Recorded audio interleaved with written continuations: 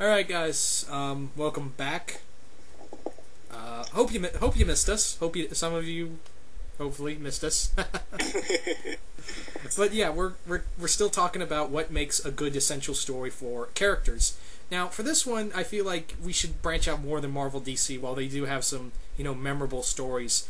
For me, there's actually some good Transformer. If you guys want to go to IDW, there's some good stories in there for Transformers from IDW. Now, like I keep saying, the problem with IDW is that there's so many comics, there's so much continuity.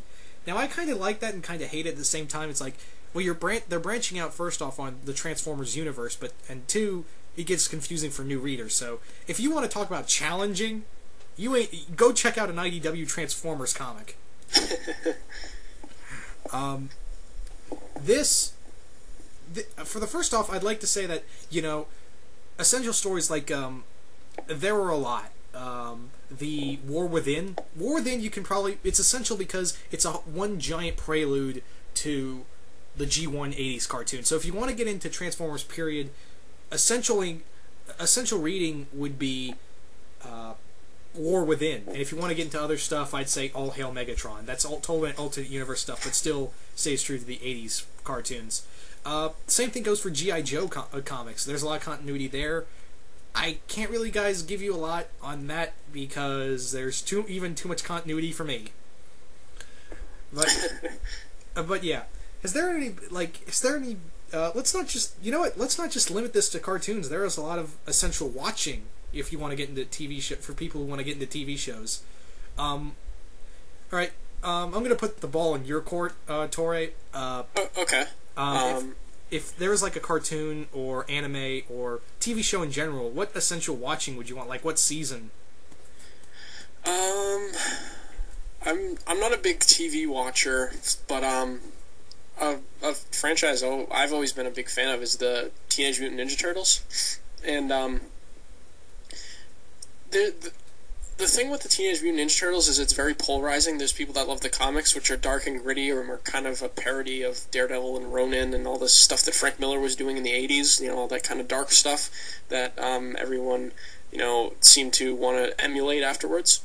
And the original comics were a parody of that, but they were still dark and gritty to the point of where it was over the top to be funny. And obviously, if you've ever seen the 80s cartoon, it's very light and kid-friendly because that's how a lot of the cartoons were in the 80s.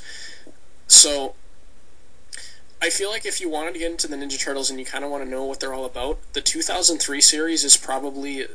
It takes both of them, the comics, the darkness of the comics and the lightness of the TV show, or the 80s TV show, and blends them together, kind of like the first movie did, but it's a really long series, so you can get much more of it. I would say if you want to get into the Ninja Turtles, essential stuff to watch would be the 03 series and the first movie, because it'll give you a kind of flavor for both sides of the Turtles, and those are kind of the essential versions of the Turtles that have kind of evolved since we've gotten those two things. So those are my favorite interpretations of the Turtles too, because you get the darkness, and you get some kind of the fun stuff from the 80s series, like the pizza obsession and all that stuff. So yeah, that actually sums up essential turtle watching in general. That's actually really good. Yeah. For me personally, essential watching, because I decided not to just limit it to cartoons. I feel like essential anything. Basically what it comes down to is like what would be considered essential for new readers, or essential stories or nostalgia for anyone would be something, a huge event like we talked about, kind of like we talked about in the first part, is like a huge something that changes the character drastically and has more relatability to it. Yeah, that makes a lot of sense. We talked a lot before about the Amazing Spider-Man number 50, and I think that issue is a great example of that, because Peter Parker tries to give up the costume, and that's something that a lot of people who, if they were in that situation, that's how they would feel too, and it kind of changed the way we looked at the character going forward. So I think that's a good example of what you're talking about. Exactly. It's the same thing for me. But there were other times where it's like there were stories that are like you could even like there are essential stories in my opinion. There are like let's take for instance, I don't know, Wolverine Enemy of the State. A lot of people don't consider that essential X-Men reading, but I would. And there's also Superman Red Sun. You know, that's not really a Superman universe story, but it's alternate universe. But I still feel like it still belongs up there with the other great Superman stories. Yeah, and the thing with the alternate universe thing, I was going to bring this up before, but I kind of forgot about it, is you don't necessarily need to stick to large continuity-based events to have an essential story. I think you can tell essential stories outside of continuity, like All-Star Superman is outside of Superman continuity, but I would definitely call that an essential Superman reading, because it tells you so much about the character. Yeah, it's not like with a lot of... with Superman Red Sun's a good example. Now, the reason why I consider it, and why I guess Torre over here considers it essential Superman readings, because like he kind of stated, it's like, it's not it's a big change, but the character is still, of Clark Kent, or, you know, Superman is still there. Right, and that story provides commentary about the character and lets you know things about them that you wouldn't have known otherwise. Yeah, exactly. And, you know, it's also another beauty about an alternate universe story is that you don't have to bother yourself with continuity much, like you said before. And it's like, you give them a Death of Superman book, and it's like, well, wait a minute, they're talking about this Guy Gardner guy. What about Green Lantern? He's got a yellow ring, and he's... You know, people might... You know, that's the problem with new comic book readers. They have to know every little detail. Right. So that's the big thing. But you give them an alternate universe story, it's like, it's all self-contained. And that's why I think... Oh, sorry, what were you going to say? Oh, I'm sorry. I was just going to say that, and that's why I think Flashpoint is, in my opinion, is going to do just so well. Yeah, I'm really loving Flashpoint, and I think I reviewed it, and I think Jeff Johns did a great job of introducing the Flash to people that don't know him, and that kind of made me interested in the Flash, just reading that issue, the small bits we got with him. And the thing with alternate universes too is you have to kind of be careful, because like if you look at our Marvel's Ultimate line, I wouldn't really give any of the Ultimate books to a new reader except for Spider-Man, because a lot of the characters are radically different from the ones they think they're interested in. Like, a lot of the X-Men and Ultimates characters are very different from, you know, if they come out of Thor or Captain America. You know, Ultimate Captain America is a much different character than Steve Rogers in the regular universe. So, I wouldn't necessarily hand them, you know, even though the Ultimates one is a very well-written Ultimate Universe story, if they're looking for a good Captain America story, I'd hand them Brubaker stuff before that. Yeah, exactly. With me, I would also say Ultimate Spider-Man, the Bendis and Bagley stuff. Yeah, that stuff's fantastic. The first 6 volumes. The first 6 volumes would be great. That's essential Spider-Man reading, because that universe is self-contained, but you also have the pleasure of reading something close to... I guess we could just, until the Mark Webb movie comes out, the Sam Raimi movies. Yeah.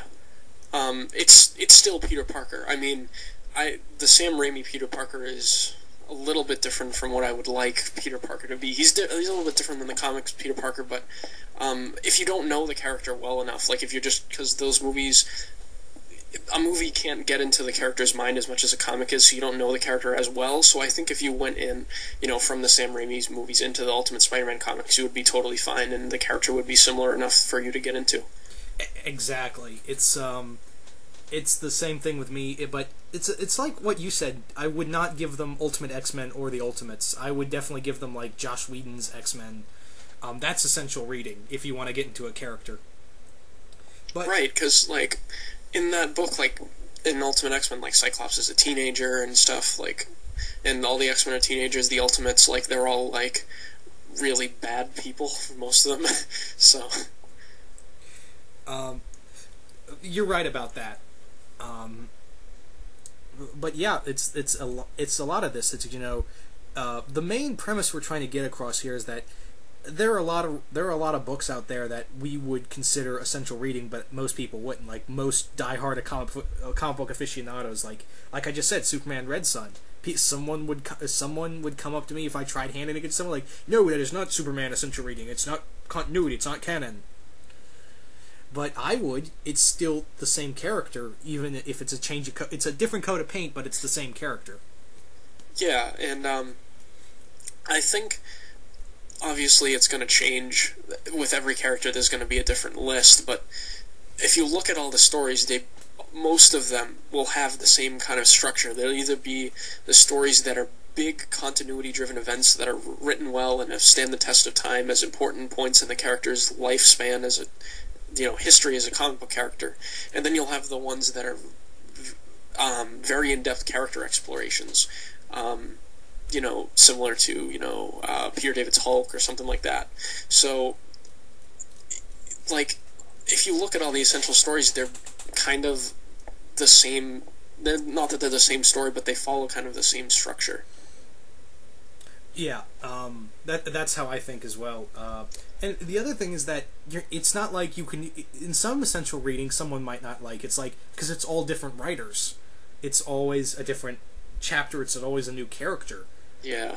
It's always being, like Frank Miller. It's like it's not like the same thing. Bendis' writing is a lot different from Miller's writing. So if you give them Frank Miller's book and you give them Bendis' book on Daredevil, the guy might throw the Bendis stuff right back in your face, or vice versa, and say, "I don't want that. I just want Bendis, or I just want to read Miller stuff." Yeah, that actually happens a lot. I've tried to get some of my friends into comics.